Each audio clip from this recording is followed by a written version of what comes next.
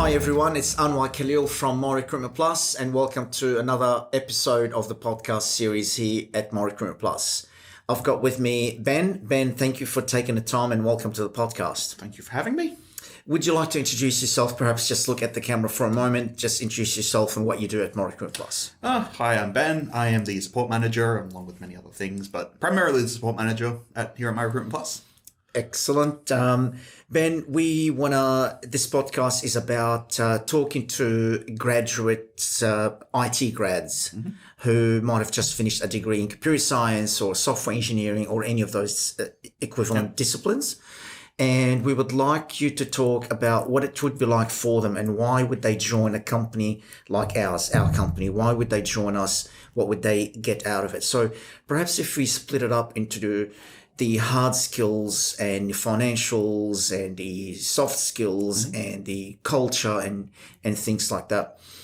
As you know, I always say from a grad point of view or any employee's point of view, you can probably split all that into three areas. One is the having a voice for them to be able to have an opinion and that opinion to be heard, what we call having a seat at the table. And the personal development, that means they're working on interesting things and learning all the time. And the last one is the remuneration, to be paid at market value or even more, so they feel really valued. Can you speak to the first one, which is the having a seat at the table at My Recruitment Plus? Yeah, I mean, everybody has their own opinion and their own views of how things should work. And, you know, whenever we're discussing any kind of product or even just generally how the company is going, it doesn't matter if it's the CEO or yourself or the guy who's been here for 2 days. It's that guy who's been here for 2 days still has insight that you might not have.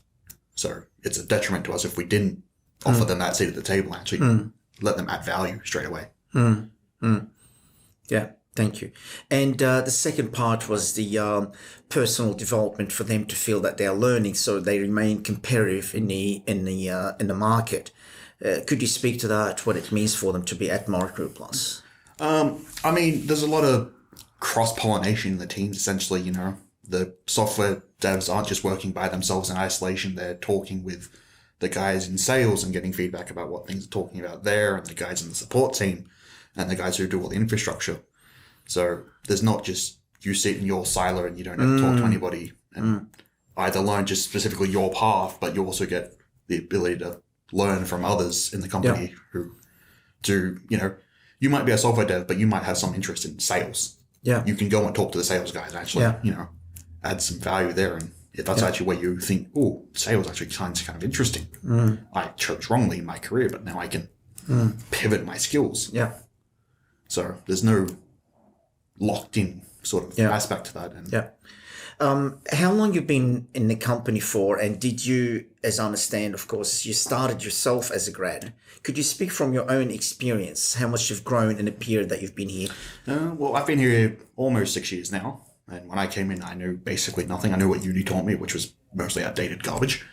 So pretty much everything I've learned that's like factual value has been here. Whether that's my soft skills of dealing with clients, which was non-existent basically. Technical skills outside of just being generally technically competent. I didn't know anything about actually, you know, how to debug an actual program. And then also, you know, things like software development, you know, actually thinking through, is this a bug or is it just badly designed and needs to actually change how it's working?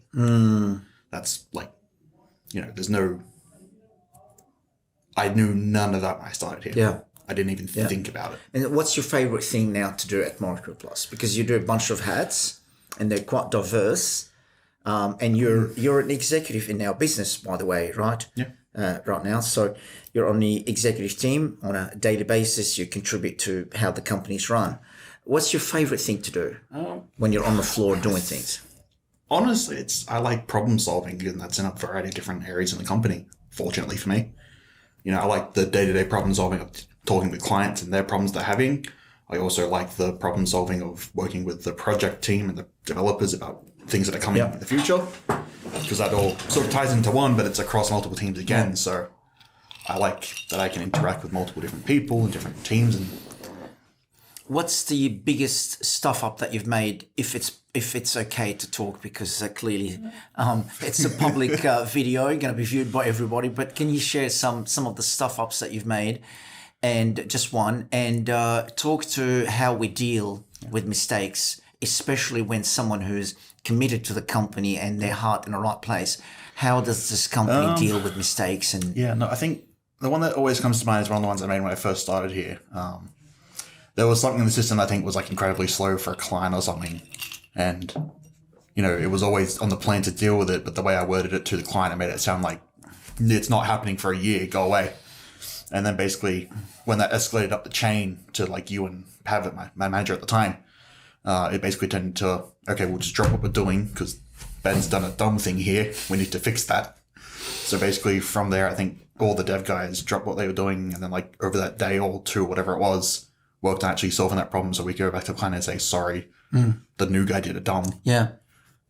We didn't mean that. It was always on our priority list. Yeah. So you're in support, and I see you sometimes on SQL Server, writing SQL and stuff like that. Do you love that? Be able to dig into something technical and out into something business-like? I do. I am a curious being. I like to know how things work. Aren't we all? I go to my house, you'll find things I don't need anymore, and they're all disassembled.